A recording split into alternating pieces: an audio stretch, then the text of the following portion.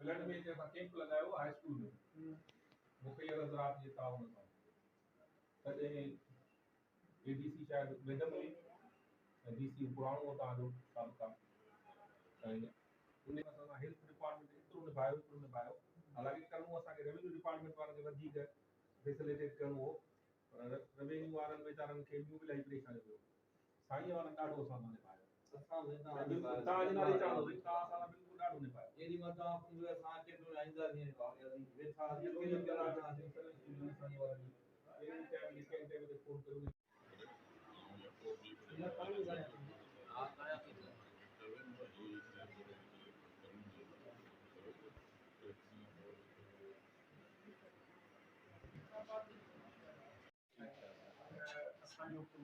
अचण खां असां वटि रहिया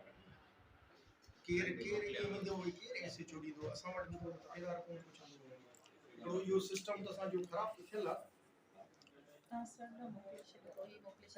न उहो त हिनखे ठीकु कंदासीं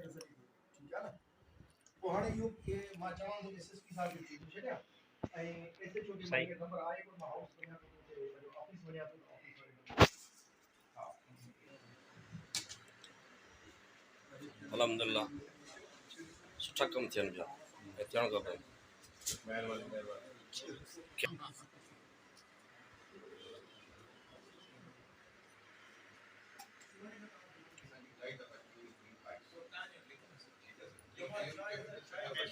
फैजाबाद में एमएस आहियां 15 महीना थी विया